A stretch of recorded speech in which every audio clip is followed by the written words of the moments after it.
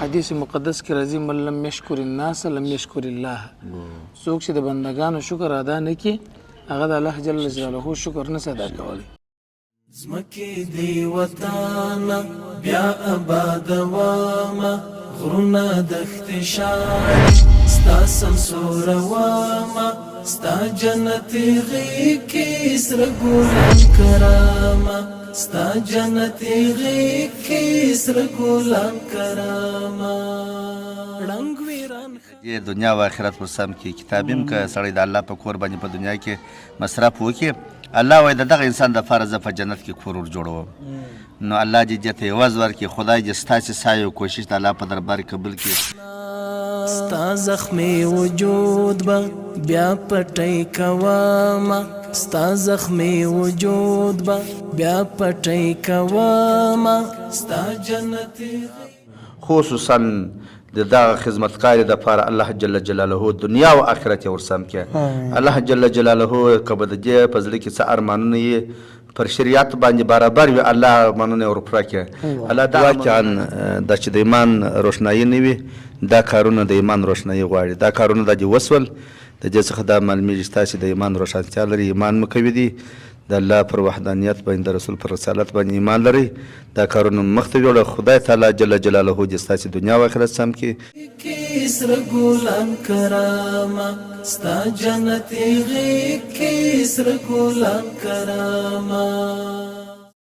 زمکی دی وطانا بیا آباد واما غرونا دخت شاړې ستا سمسور واما ستا جنتی غیکی سر گولان کراما ستا جنتی غیکی سر گولان کراما رنگ ویران خرونا کلی گودرونا سوی پا بمونو شنشن چنارونا سوی پا بمونو شنشن چنارونا ستا زخمی وجود با بیا پټی کواما ستا زخمی وجود با بیا پټی کواما ستا جنتی غیکی سر گولان کراما ستا جنتی غیکی سر گولان کراما زمکی دی وطانا بیا آباد واما غرونا دخت شاړې ستا سمسور واما ستا جنتی غیکی سر گولان کراما ستا جنتی غیکی سر گولان کراما. بسم الله الرحمن الرحیم. السلام علیکم ورحمت الله وبرکاته. دوستانو ستړي مسئ په دې هیله چې جوړ و خوش و خوشحاله به یاست. خدای جل جلاله مو آباد سوکاله او خوشحاله ولره. دوستانو موږ بیا هم په هغه مسجد کې یو چې مخکني کارونه الحمدلله موږ او تاسو رڼا مور په مرسته باندې وکړله چې دا مسجد ته اوبه ورتللې او بیا موږ تقریبا که درته وایم چې له سره څخه بېرته راپورته کړي په دې خاطر باندې چې هغه د اوبو مخه یې ونیول سوه. دوم برنامه چې موږ وکړه په هغه کې د دغه کانکریټ او د اودسو د ځای د فرش او ورسره د بیټري یعنې د برق د کار دا کارونه پاته وه. بیا مو نورو مؤمنانو بیا هم د تل په څېر باندې رڼا مور دا کومک او مرسته وکړه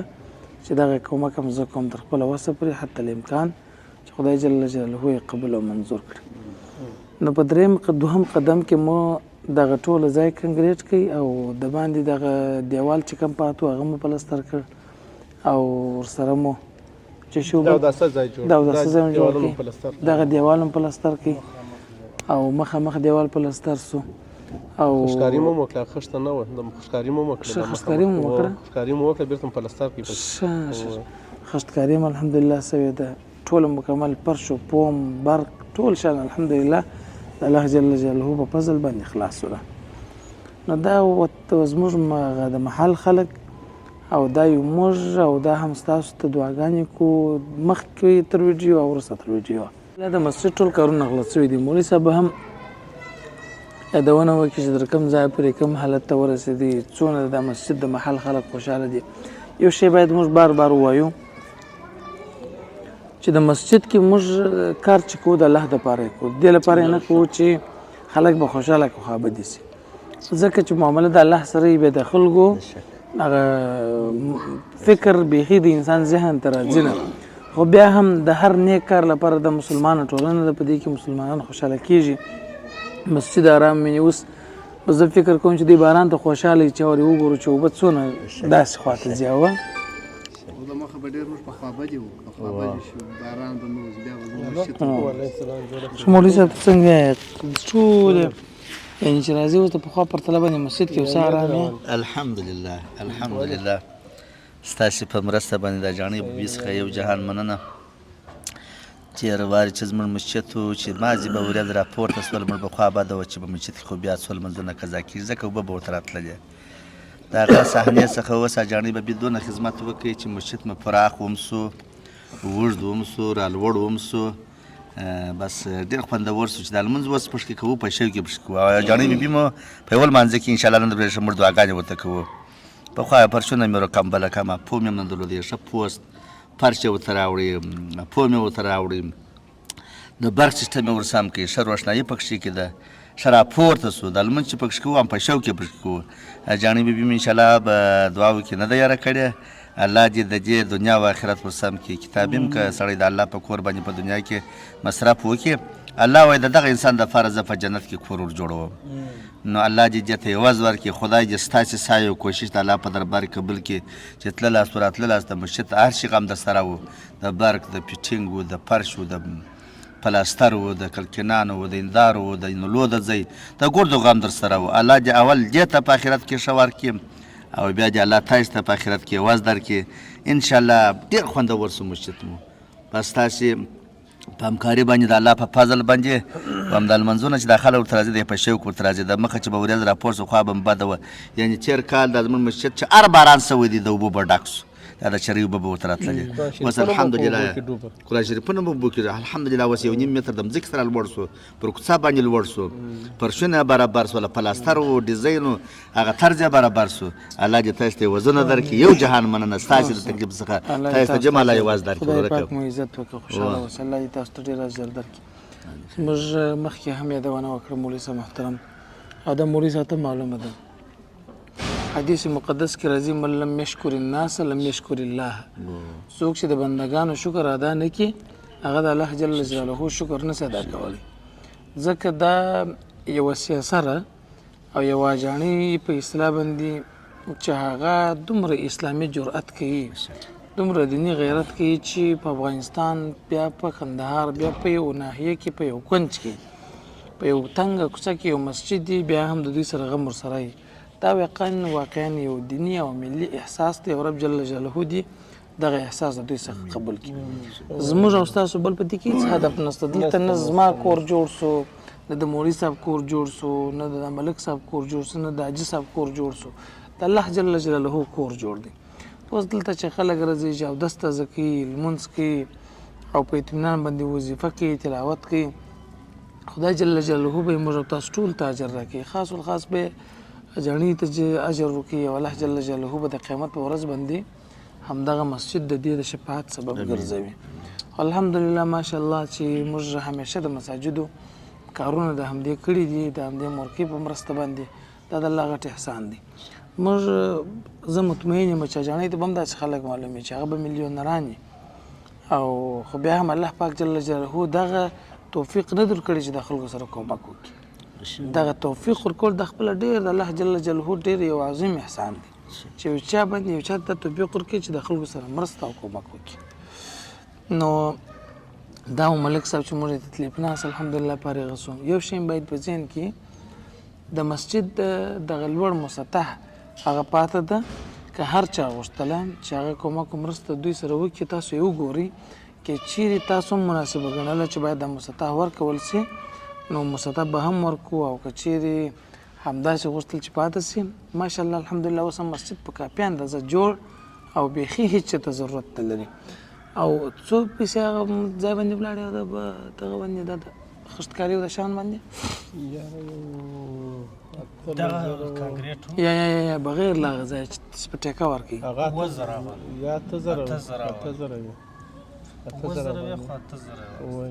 ښه هغه ټیکهدار باندې دغه کول ول خښته مې راوړې ده سیمېټ مې ډېر راوړی دغه جوال موږ بیا ورسره ونیول دا مو سره پلستر کوو هغه مخامخ هم به ماته زر اول ما په 2000 ورکړ بیا دغه جوال یې کاږه خو زموږ سره 2000 افغانۍ فلا بد پاتې هغه به کارنولو باندې زه دغه وایم هغه پیسې به موږ درکو بیا کفایت ته پیسې ورکړه دی به دغه دا کلپان نه وي دغه ځای د کلپان دې ور واچوي دا کلپان دغه همدا صفر ځای د کلپان په شان دی کلپان نه شي چې 2000 پاتې چې موږ سره مسجد دغه به موږ بیا تاسو ته درکو اره به کار ته چې کلپان نه شي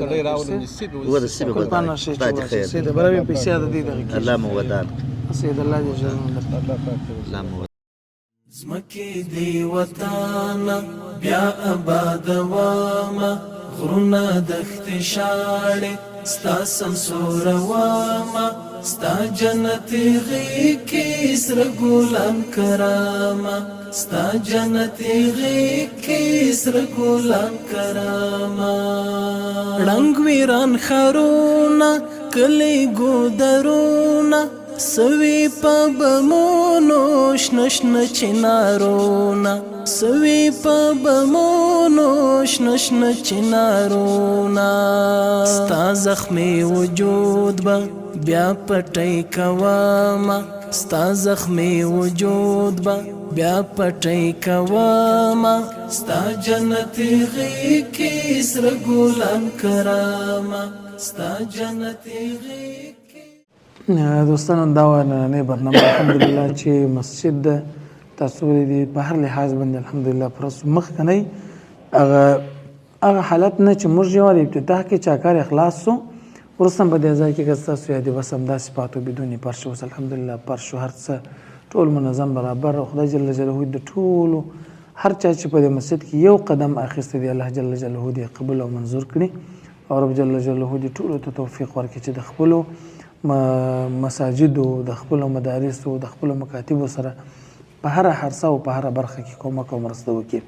نو برنامه به ختمو بیا هم د رڼا مور څخه ډېره مننه د محل د خلکو هم ډېره تقاضا دی و یو د مسطح چې راته وسي او مسطح چې وسي او مسطح مسجد به ډېر ښایسته سي مسجد به ډېر منظم سي مسجد به ډېر ښایسته سي خو که هر چا غوښتله په دغه برخه کې کومک او مرسته کول ان شاء الله العزیز موږ به همداسې راځو د تل په څېر د مسطح کار به هم الله جل جلاله وکړي مسطح ستاسو مخکنی مسجد کې د یو څه هلته پراته وي یو څه پاتې وایي چې دا ټول کار وسي دغه ټول مسجد دی بلا هم نور ښایسته او روښانه سي مولوي صاحب ان شاء الله العزیز دعا وکړي که څه ویل لري نو خپل هغه وینا به وکړي وروسته به دعا وکړي او بیا به برنامه ختمو جزاکم الله خیر مولوي صاحب که څه ویل لري او که دعا کوي د دویم ځل دپاره بیا په ډېره بخښنه سره بیا خو زموږ هغه د دعاګانو خواته راګرځم چې الله دې وزنه ورکړي خو دغه د مسطحې پر برابر باندې زموږ ټول مسجد انشاءالله آباد شو دا یو مسطح د سر د خوا څخه چا چې بیخي بد ایسي هر مؤمن مسلمان ورور که چیرې په واسه په توان وي دا یو مسطح الله وسي نور نو د الله ستاسې سعی او کوشش د الله په دربار قبر کې څه نه لرو ډېر ممنون یو ډېر ممنون یو ستاسې څخه واقعا دا چې د ایمان روښنایي نه وي دا کارونه د ایمان روښنایي غواړي دا کارونه دا دې وسول د دې څخه دا معلومیږي ستاسې د ایمان روښانتیا لري ایمان مو کوي دي د الله پر وحدانیت باندې د رسول پر رسالت باندې ایمان لري دا کارونه مخته ویوړه خدای تعالی جل جلاله دې ستاسې دنیا او آخرت سم کړي بس دا یوه غوښتنه چې هر مؤمن مسلمان ورور کولی شي دا د مسطحې کار چې وسي بس نور نه دعا کوو الله دې ستاسې سعی او کوشش د الله په دربار کې قبول کړي السلام علیکم الحمد لله رب العالمین والعاقبة للمتقين والصلاة والسلام على رسول خير خلقه محمد ونور عرشه وآله وأصحابه أجمعين ربنا فاغفر لنا ذنوبنا وإسرافنا وكفر عنا سيئات أعمالنا وتوفنا من الأبرار ربنا ظلمنا أنفسنا وإن لم تغفر لنا وترحمنا لنكونن من الخاسرين ربنا آتنا ما وعدتنا رسولك ولا تخزنا يوم القيامة إنك لا تخلف الميعاد رب اجعلني مقيم الصلاة ومن ذريتي ربنا وتقبل دعائي ربنا اغفر لي ولوالدي وللمؤمنين يوم يقوم الحساب خصوصا دغه خدمتکار د پاره الله جل جلاله دنیا او آخرت ورسم کې الله جل جلاله کبه د دې پزړه کې څه ارمانونه یې پر شریعت باندې برابر وي الله ارمانونه ورپوره کړي الله دغه مؤمنان چې زموږ مسجد ته دغه ستا کور ته راغلي دي الله د دوی هم هر ارمان چې په زړه باندې هغه ورپوره کړي الله د دې سعی او کوشش په خپل دربار کې قبول او مقبول وګرځوي. الله تا وعده کړې ده، ستا په کلام کې تا ویلي دي که څوک زما کور په دنیا کې جوړ کړي زه به د هغه دپاره کور په جنت کې ولره جوړ کړم. الله دنیا او آخرت یې ورسم کړي. وصلی الله تعالی علی خیر خلقه محمد و نور عرشه و آله واصحابه اجمعین. زمکی دی وطانا بیا آبادواما غرونه دښتې شاړې ستا سمسوره واما ستا جنتي غیږ سره ګلان کراما ستا جنتي غیږ سره ګلان کراما ړنګ ویران ښارونه کلی ګودرونه سوی په بمونو شنه شنه چنارونه سوی په بمونو شنه شنه چنارونه ستا زخمی وجود به بیا پټی کوما ستا زخمی وجود به بیا پټی کوما ستا جنتي غیږ سره ګلان کراما ستا جنتي غیږ سره ګلان کراما زمکی دی وطانا بیا آبادواما غرونه دښتې شاړې ستا سمسوره واما ستا جنتي غیږ سره ګلان کراما ستا جنتي غیږ سره ګلان کراما سرې غوټۍ به واشي ورک به ورابراشي بوی به د لونګو پورته له فضا شي بوی به د لونګو پورته له فضا شي